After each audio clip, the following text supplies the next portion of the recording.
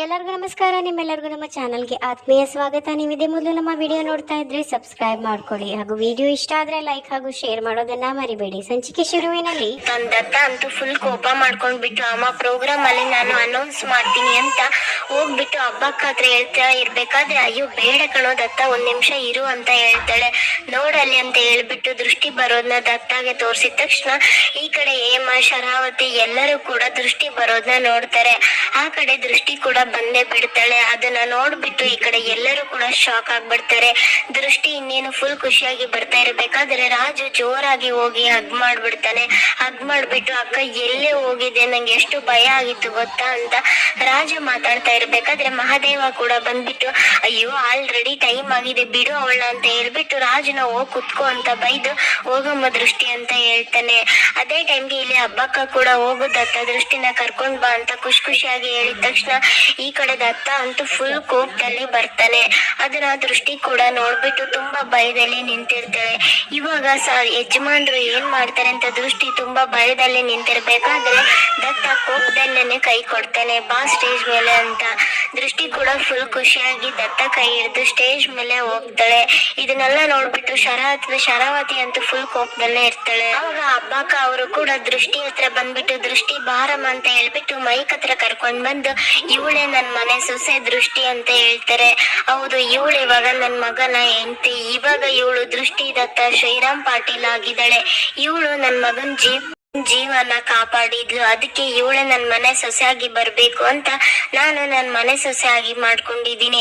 ನನ್ ಮಗ ಏಕೈಕ ಮಗ ಆಗಿರೋ ನನ್ ಮಗಗೆ ಒಬ್ಬ ಒಳ್ಳೆ ಹುಡುಗಿ ಬೇಕಿತ್ತು. ಆ ತಾಯಿ ದೇವಿ ಹತ್ರ ನಾನ್ ಕೇಳ್ಕೊಂಡಿದ್ದು ಇಷ್ಟೇ, ನನ್ ಮಗನ್ ಕೈ ಹಿಡಿಯೋಕೆ ಒಬ್ಬ ಹುಡುಗಿ ಬೇಕು, ನನ್ ಮನೆನ ಉಳಿಸ್ಕೊಳಕ್ಕೆ ಒಬ್ಬ ಹುಡುಗಿ ಬೇಕು ಅಂತ, ಅವನಿಗೆ ರಕ್ಷಣೆ ಆಗಿ ನಿಲ್ಲೋಕು ಕೂಡ ಒಬ್ಬ ಹೆಂಡತಿ ಬೇಕು ಅಂತ ಆ ದೇವಿ ನನಗೆ ಇವಳನ್ನ ಕೊಟ್ಟಿದ್ದಾಳೆ.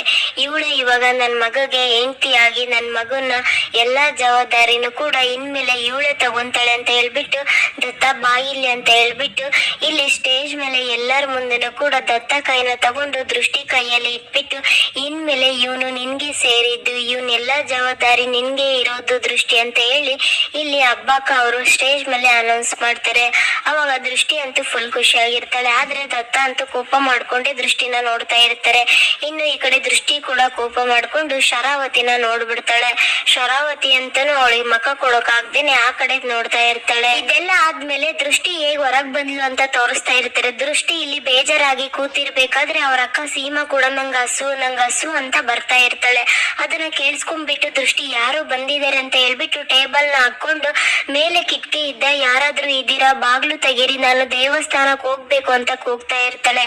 ಆದ್ರೆ ಸೀಮಾ ಅದನ್ನ ಕೇಳಿಸ್ಕೊಳ್ತಾ ಇರಲ್ಲ. ನಾನು ದತ್ತ ಶ್ರೀರಾಮ್ ಪಾಟೀಲ್ ಹೆಂಡ್ತೀನಿ, ಡೋರ್ನ ಓಪನ್ ಮಾಡಿ, ನಾನು ದೇವಸ್ಥಾನಕ್ ಹೋಗ್ಬೇಕು ಅಂತ ಹೇಳಿದ ತಕ್ಷಣ ಮೊದ್ಲಿಗೆ ಸೀಮಾ ರಿಯಾಕ್ಟ್ ಮಾಡ್ತಾಳೆ. ಇಲ್ಲಿ ದೃಷ್ಟಿ ಕಿರಿಸ್ತಾ ಇರೋದನ್ನ ನೋಡ್ಬಿಟ್ಟು, ಅಯ್ಯೋ ತಾಯಿ ಹಾಸನಾಂಬೆ, ನೀನೇ ಇವ್ರನ್ನ ಕಳ್ಸಿದ್ಯಾ ಅನ್ಸುತ್ತೆ. ಆದ್ರೆ ಇವ್ರಿಗೆ ನಾನ್ ಮಾತಾಡೋದು ಏನು ಅರ್ಥ ಆಗ್ತಾ ಇಲ್ಲ, ಏನ್ ಮಾಡೋದು ಇವಾಗ, ಏನಾದ್ರೂ ಮಾಡಿ ಡೋರ್ನ ಓಪನ್ ಮಾಡಿ ಅಂದ್ರೂ ಕೂಡ ಅವಳಿಗೆ ಏನು ರಿಯಾಕ್ಟ್ ಮಾಡ್ತಾ ಇರಲ್ಲ. ಮೊದ್ಲೇ ಸತಿ ಇಲ್ಲಿ ದೃಷ್ಟಿ ಏನ್ ಮಾಡ್ತಾಳೆ ಅಂದ್ರೆ, ಅಕ್ಕ ಪ್ಲೀಸ್ ಅಕ್ಕ ಡೋರ್ನ ಓಪನ್ ಮಾಡಿ ಅಂತ ಹೇಳಿದ ತಕ್ಷಣ ಅವಳ ಅಕ್ಕ ಅನ್ನೋ ವರ್ಡ್ನ ಕೇಳ್ಕೊಂಡ್ಬಿಟ್ಟು ಫುಲ್ ಶಾಕ್ ಆಗಿ ದೃಷ್ಟಿ ಹತ್ರ ಬಂದು ಕುತ್ಕೊಳ್ತಾಳೆ. ಅವಳಿಗಂತೂ ತುಂಬಾನೇ ಹಸುವಾಗಿರುತ್ತೆ. ಅಕ್ಕ ಪ್ಲೀಸ್ ಅಕ್ಕ, ನಾನು ದೇವಸ್ಥಾನದೊಳಗೆ ಹೋಗ್ಲೇಬೇಕು, ಕಾರ್ಯಕ್ರಮ ಶುರುವಾಗಿದೆ, ಪ್ಲೀಸ್ ಡೋರ್ ಓಪನ್ ಮಾಡಿ ಅಂದಿದ ತಕ್ಷಣ ಇಲ್ಲಿ ಸೀಮಾ ಕೂಡ ಆ ಮಾತನ್ನ ಅರ್ಥ ಮಾಡ್ಕೊಂಡು ಡೋರ್ ಲಾಕ್ ನ ಓಪನ್ ಮಾಡ್ತಾಳೆ. ಅವಾಗ ದೃಷ್ಟಿ ಅಂತೂ ಫುಲ್ ಖುಷಿಯಾಗಿರ್ತಾಳೆ.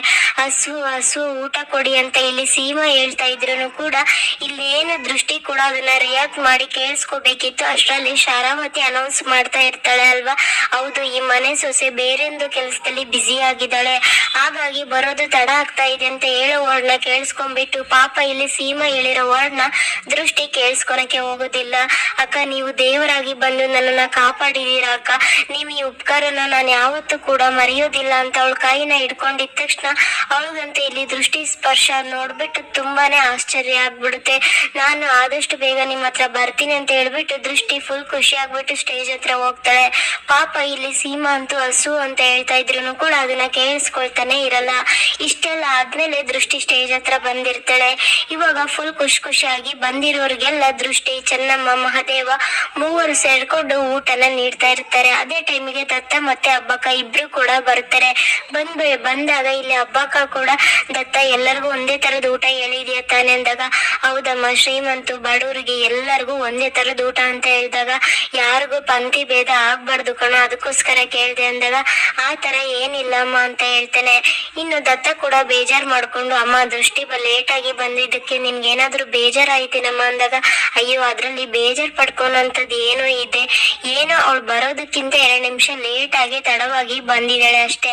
ಕಾರ್ಯಕ್ರಮ ತುಂಬಾ ಚೆನ್ನಾಗಿ ಆಯ್ತು ಅಲ್ವಾ, ನನ್ಗೂ ಬೇಕಾಗಿದ್ದು ಅಷ್ಟೇ, ಅವಳು ಕರೆಕ್ಟ್ ಟೈಮ್ಗೆ ಬಂದಿದ್ದಾಳೆ, ಕಾರ್ಯಕ್ರಮ ಕೂಡ ತುಂಬಾ ಚೆನ್ನಾಗಿ ಆಯ್ತು ಅಂತ ಹೇಳ್ಬಿಟ್ಟು, ಹೌದು ಇವಾಗ ಎಲ್ಲೋದ್ಲು ಈ ಹುಡುಗಿ, ಮತ್ತೆ ಎಲ್ಲೋದ್ಲಪ್ಪ ಅಂತ ಇಲ್ಲಿ ಹುಡುಕ್ತಾ ಇರ್ಬೇಕಾದ್ರೆ ಸೈಲೆಂಟ್ ಕೂಡ ಬರ್ತಾನೆ. ಕಾಣೆ ಆಗಿರುವವರ ಬಗ್ಗೆ ನಾನು ನ್ಯೂಸ್ ಕೊಡೋಕೆ ಬಂದಿದ್ದೀನಿ. ನನ್ನ ಚಾನಲ್ ಹೆಸರು ಸೈಲೆಂಟ್ ನ್ಯೂಸ್ ಚಾನಲ್ ಅಂತ. ನೀವು ಹುಡುಕ್ತಾ ಇರೋರು ಎಲ್ಲಿ ಅಂತ ನನ್ಗೆ ಗೊತ್ತು, ಎಲ್ಲೋಗಿದ್ದಾರೆ ಅಂತ ಹುಡ್ಕೊಂಡ್ ಬಂದಿದ್ದೀನಿ ನೋಡಲ್ಲಿ ಅಂತ ಹೇಳ್ಬಿಟ್ಟು ದೃಷ್ಟಿ ಊಟ ನೀಡ್ತಾ ಇರ್ತಾಳೆ ಅಲ್ವಾ, ಅದನ್ನ ಹಬ್ಬಕ್ಕ ಅವ್ರಿಗೆ ತೋರಿಸ್ತಾರೆ. ಅಲ್ಲಿ ಯಾರೋ ವಯಸ್ಸಾಗಿರೋರು ಬರ್ತಾ ಇರ್ತಾರೆ, ಅವ್ರನ್ನ ದೃಷ್ಟಿ ಕೂಡ ಕರ್ಕೊಂಡ್ ಬಂದು ಕೂರ್ಸಿ ಊಟ ಹಾಕ್ಬಿಟ್ಟು ಅವ್ರ ಹತ್ರ ಆಶೀರ್ವಾದನ ತಗೊಳ್ತಾಳೆ. ಇದನ್ನೆಲ್ಲದನ್ನು ಕೂಡ ಹಬ್ಬಕ್ಕ, ದತ್ತ, ಸೈಲೆಂಟ್ ಮೂವರು ಕೂಡ ನೋಡ್ತಾ ಇರ್ತಾರೆ. ಅವಾಗ ದತ್ತ ಕೂಡ ಕೋಪ ಮಾಡ್ಕೊಂಡು, ಈ ಸೈಲೆಂಟ್ ಅವಳು ಯಾಕೋ ಅಲ್ಲಿ ಹೋಗಿದ್ದಾಳೆ, ಅಲ್ಲ ಈ ಊಟ ಬಡ್ಸೋಕೆ ಜನ ಇದಾರೆ ತಾನೆ, ಇವೆಂಟ್ ಮ್ಯಾನೇಜ್ ಮಾಡ್ತಾರೆ ತಾನೆ, ಇವಳು ಯಾಕೋ ಊಟ ನೀಡ್ಬೇಕು ಅಂತ ಕೋಪ ಮಾಡ್ಕೊಂಡಿದ್ದ ತಕ್ಷಣ ಅದ್ರಲ್ಲಿ ಏನಪ್ಪ ತಪ್ಪಿದೆ ಅಂತ ಹಬ್ಬಕ್ಕ ಅವರು ಕೇಳ್ತಾರೆ. ಪಾಟೀಲ್ ಮನೆ ಸೊಸೆ ಆಗಿ ಏನ್ ಮಾಡ್ಬೇಕು ಅವಳು ಕೂಡ ಅದನ್ನೇ ಮಾಡ್ತಾ ಇದ್ದಾಳೆ. ಅವಳಿಗೆ ದುಡ್ಡಿದೆ ಅನ್ನೋ ಅಹಂಕಾರ ಇಲ್ಲ, ಎಷ್ಟು ಸರಳತೆ ಇದ್ದ, ಎಲ್ಲರ ಜೊತೆ ಪ್ರೀತಿ ಇದ್ದ ಹೊಂದ್ಕೊಳ್ತಾ ಇದ್ದಾಳೆ. ಇದನ್ನೆಲ್ಲ ನೋಡ್ಬಿಟ್ಟು ಅವಳ ಸರಳತೆನ ನೋಡಿ ನನ್ಗಂತೂ ತುಂಬಾ ಖುಷಿ ಆಯ್ತು, ಪಾಟೀಲ್ ಮನೆಗೆ ತಕ್ಕ ಸೊಸೆ ಸಿಕ್ಕಿದಾಳೆ ಅಂತ. ಹಬ್ಬಕ್ಕ ಅವ್ರಂತೂ ಇಲ್ಲಿ ದೃಷ್ಟಿನ ಹೊಗಳ್ತಾ ಇರ್ಬೇಕಾದ್ರೆ ಸೈಲೆಂಟ್ ಕೂಡ, ಅದೇ ಅಮ್ಮ ಅವಳಿಗೆ ದೃಷ್ಟಿ ತೆಗಿಬೇಕು ಅಂತ ಹೇಳಿದ ತಕ್ಷಣ, ನಾನು ಅದನ್ನೆಲ್ಲ ಕಣ ಹೇಳಿದ್ದು, ಅವಳ ಸರಳತೆ ಬಗ್ಗೆ ಹೇಳಿದ್ದು ಅಂತ ಹೇಳ್ಬಿಟ್ಟು, ದತ್ತ ಬೆಳಗ್ಗೆ ಇದ್ದ ಕಾರ್ಯಕ್ರಮದಲ್ಲೇ ನಿಂತ್ಕೊಂಡಿದೀನಿ ಅಲ್ವಾ, ನನ್ಗೆ ತುಂಬಾ ಸುಸ್ತಾಗ್ತಾ ಇದೆ ಕಣೋ, ನಾನು ಇವಾಗ ಮನೆಗೆ ಹೋಗಿರ್ತೀನಿ, ನೀನು ಸಂಜೆ ತನ ಇಲ್ಲೇ ಎದ್ಬಿಟ್ಟು ಎಲ್ಲಾರನು ಕೂಡ ಕರೆಕ್ಟ್ ಆಗಿ ಊಟ ಮಾಡಿಸಿ ಮನೆ ಕಳ್ಸೋ ಜವಾಬ್ದಾರಿನ ನೋಡ್ಕೊ ಅಂತ ಹೇಳಿದ ತಕ್ಷಣ, ಸರಿ ಅಮ್ಮ ಆಯ್ತು ಅಂತ ಹೇಳ್ಬಿಟ್ಟು ಇಲ್ಲಿ ಹಬ್ಬಕ್ಕ ಅವರು ಹೋಗ್ತಾ ಇರ್ಬೇಕಾದ್ರೆ ಇನ್ನೇನ್ ದತ್ತ ಕೂಡ ಹೋಗ್ತಾ ಇರ್ತಾನೆ. ಅವಾಗ ಸೈಲೆಂಟ್ ಕೂಡ ತಡೆದ್ಬಿಟ್ಟು, ದತ್ತಬಾಯಿ ದೃಷ್ಟಿ ಎಲ್ಲರ ಮನ್ಸನ್ನ ಗೆದ್ದಿದ್ದಾಳೆ, ನಿಮ್ ಮನ್ಸನ್ನ ಯಾವಾಗ ಗೆಲ್ಲೋದು, ಯಾವಾಗ ನಿಮ್ ಮನ್ಸು ನೀರ್ ತರ ಹರಿಯೋದು ಅಂದಿದ ತಕ್ಷಣ ಈ ಕಡೆ ದತ್ತ ಕೋಪ ಮಾಡ್ಕೊಂಡು ಸೈಲೆಂಟ್ ನ ಹೊಡೆಯಕ್ಕೆ ಹೋಗ್ಬಿಡ್ತಾನೆ.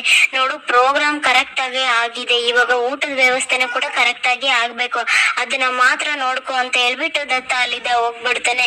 ಇನ್ನು ಈ ಕಡೆ ಕಿಶೋರ್ ಕೂಡ ಕಾಲ್ ಅಲ್ಲಿ ಮಾತಾಡ್ತಾ ಇರ್ತಾರೆ, ಎಲ್ಲೂ ಹುಡುಕ್ಬೇಡಿ, ದೃಷ್ಟಿ ಆಲ್ರೆಡಿ ಬಂದಿದ್ದಾಳೆ, ದೃಷ್ಟಿ ಕರೆಕ್ಟ್ ಟೈಮ್ಗೆನೆ ಸ್ಟೇಜ್ ಹತ್ರ ಬಂದಿದ್ದಾಳೆ, ದೇವ್ರ ದಯೆ ಇದ್ದ ದೃಷ್ಟಿಗೆ ಏನು ಆಗಿಲ್ಲ, ನೀವೆಲ್ಲರೂ ವಾಪಸ್ ದೇವಸ್ಥಾನಕ್ಕೆ ಬನ್ನಿ ಅಂತ ಹುಡುಗರಿಗೆ ಹೇಳ್ತಾ ಇರ್ಬೇಕಾದ್ರೆ ಅಲ್ಲಿ ಸೀಮಾ ಕೂತಿರ್ತಾಳೆ. ಅವಳನ್ನ ನೋಡ್ಬಿಟ್ಟು ಇಲ್ಲಿ ಕಿಶೋರ್ಗೆ ಶಾಕ್ ಆಗುತ್ತೆ, ಯಾಕೆಂದ್ರೆ ದೃಷ್ಟಿ ಅಕ್ಕನ ಕಿಶೋರು ನೋಡಿರ್ತಾರೆ, ಅವರೇ ಪೇಂಟಿಂಗ್ ಮಾಡ್ಕೊಟ್ಟಿರ್ತಾರೆ ಅಲ್ವಾ, ಅದಕ್ಕೆ ಇವಾಗ ಇವ್ರಿಗೆ ಡೌಟ್ ಬರುತ್ತೆ. ಇವರು ಕೂಡ ರೋಡ್ ನ ಕ್ರಾಸ್ ಮಾಡಿ ಸೀಮಾ ಹತ್ರ ಬರ್ತಾರೆ, ಆದ್ರೆ ಅವಳ ಒರಿಜಿನಲ್ ಹೆಸರು ಬಂದ್ಬಿಟ್ಟು ರೂಪ.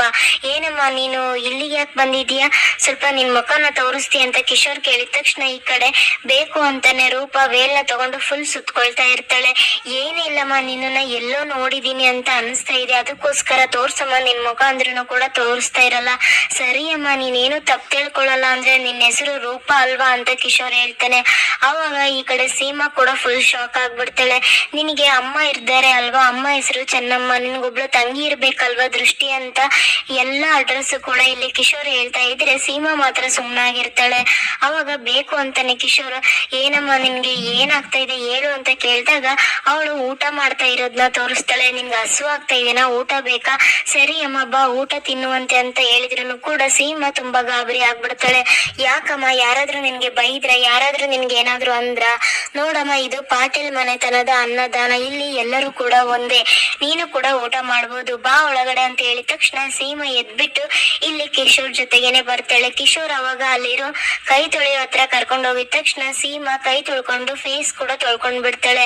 ಅವಾಗ ಕಿಶೋರ್ ಇಲ್ಲಿ ಸೀಮಾ ಮುಖನ ನೋಡ್ಬಿಡ್ತಾರೆ, ಹೌದು ನೀನು ದೃಷ್ಟಿ ಅಕ್ಕ ರೂಪನೆ, ನನ್ಗಂತೂ ಇವಾಗ ಪಕ್ಕ ಗೊತ್ತಾಯ್ತು ಅಂತ ಇಲ್ಲಿ ಕಿಶೋರ್ ಅಂತೂ ಫುಲ್ ಖುಷಿ ಪಟ್ಟೆ ಬಿಡ್ತಾರೆ, ದೃಷ್ಟಿ ನಿಮ್ಮ ಅಕ್ಕ ಸಿಕ್ಲು ಅಂತ. ಅದೇ ಟೈಮ್ಗೆ ಈ ಕಡೆ ಶರಾವತಿ ಕೂಡ ಫುಲ್ ಕೋಪ ಮಾಡ್ಕೊಂಡು, ಹೇಮಾ ನಾನ್ ಇದನ್ನ ನಿನ್ನಿಂದ ಎಕ್ಸ್ಪೆಕ್ಟ್ ಮಾಡಿರ್ಲಿಲ್ಲ, ಅಲ್ಲ ಆ ದೃಷ್ಟಿನ ಲಾಕ್ ಮಾಡಿದಾದ್ಮೇಲೆ ಅವಳನ್ನ ಸರಿಯಾಗಿ ನೋಡ್ಕೋಬೇಕು ತಾನೆ, ಅವಳು ಪ್ರೋಗ್ರಾಮ್ಗೆ ಬರ್ದೇ ಹಾಗೆ ನೋಡ್ಕೊಳೋದ್ ಬಿಟ್ಟು ಇಲ್ಲೇನೆ ಮಾಡ್ತಾ ಇದ್ದೆ ಅಂತ ಬೈತಾ ಇರ್ತಾಳೆ. ಅವಾಗ ನೇತ್ರ ಕೂಡ ಕೋಪ ಮಾಡ್ಕೊಂಡು ತಗೊಂಡು ಇಬ್ರು ಸ್ವಲ್ಪ ನಿಲ್ಲಿಸ್ತೀರಾ, ನೀವಿಬ್ರು ಇದೇ ತರ ಕಿತ್ತೋಡೋದಾದ್ರೆ ನಾನು ಇಲ್ಲಿರೋದೇ ಇಲ್ಲ, ನಾನು ಹೋಗ್ತೀನಿ ಅಂತ ಹೇಳ್ಬಿಟ್ಟು ನೇತ್ರ ಹೋಗ್ತಾ ಇರ್ಬೇಕಾದ್ರೆ ನೇತ್ರ ಒಂದ್ ಸ್ವಲ್ಪ ನಿಂತ್ಕೊ ಅಂತ ಹೇಳಿ ಶರಾವತಿ ಕೋಪ ಮಾಡ್ಕೊಳ್ತಾಳೆ. ಅವಾಗ ಶರಾವತಿ ಮಾತಾಡ್ತಾ ಇರ್ಬೇಕಾದ್ರೆ ಕಿಶೋರ್ ಕೂಡ ಇಲ್ಲಿ ಸೀಮನ ಕರ್ಕೊಂಡು ಇಲ್ಲಿ ಶರಾವತಿ ಇರೋ ಜಾಗಕ್ಕೇನೆ ಬರ್ತಾರೆ. ಆದ್ರೆ ಸೀಮಾ ಇಲ್ಲಿ ಶರಾವತಿನ ನೋಡಿ ತುಂಬಾನೇ ಭಯ ಪಡ್ತಾ ಇರ್ತಾಳೆ. ಅಯ್ಯೋ ಇವಳು ಬೇರೆ ಇಲ್ಲೇ ಇದ್ದಾಳ, ಇವಳೇನಾದ್ರೂ ನೋಡಿದ್ರೆ ಮುಗ್ದೆ ಹೋಯ್ತು ಕತೆ, ಬಾರಮ್ಮ ನಾವ್ ಆ ಕಡೆ ಇದ್ದ ಹೋಗೋಣ ಅಂದಿದ ತಕ್ಷಣ ಈ ಕಡೆ ಶರಾವತಿನೂ ಕೂಡ ಕಿಶೋರ್ ಮತ್ತೆ ಸೀಮಾ ಇಬ್ಬರನ್ನು ಕೂಡ ನೋಡ್ತಾಳೆ.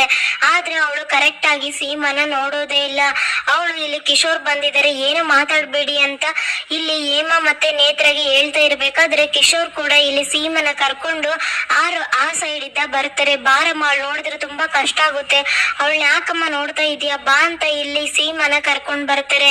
ಅದೇ ಟೈಮ್ಗೆ ಈ ಕಡೆ ದೃಷ್ಟಿ, ಚೆನ್ನಮ್ಮ, ಮಹಾದೇವ ಎಲ್ಲರೂ ಕೂಡ ಮಾತಾಡ್ತಾ ಇರ್ಬೇಕಾದ್ರೆ ಈ ದೃಷ್ಟಿ ಹೋಗಿ ಸ್ವೀಟ್ ಖಾಲಿ ಆಗಿದೆ ತಗೊಂಡ್ ಬಾ ಅಂತ ಅವ್ರಮ್ಮ ಹೇಳ್ತಾ ಇರ್ತಾರೆ. ಎಷ್ಟೊಂದು ಜನ ಇದ್ದಾರೆ, ಬುದ್ಧಿ ಮೇಲೆ ಎಷ್ಟು ಜನಕ್ಕೆ ಪ್ರೀತಿ ಅಲ್ವಾ ಅಂದಾಗ ಹೌದು ಮತ್ತೆ ನೀವು ಮೊನ್ನೆ ಎಲ್ಲ ಅಳಿಯಂದ್ರಿಗೆ ಏನೇನೋ ಮಾತಾಡ್ತಾ ಇದ್ರಿ ಅಂದಾಗ ಏನೋ ಸ್ವಲ್ಪ ಮಾತಾಡಿದೀನಪ್ಪ ಕೋಪದಲ್ಲಿ ಅಷ್ಟೇ ಅಂತ ಚೆನ್ನಮ್ಮ ಹೇಳ್ತಾರೆ.